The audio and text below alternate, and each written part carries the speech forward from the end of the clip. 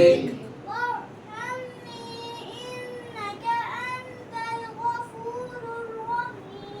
وارحمني إنك أنت الغفور الرحيم। तर्जमा, ऐ अल्लाह तहकीक मैंने जुल्म किया आपकी जान पर, बहुत जुल्म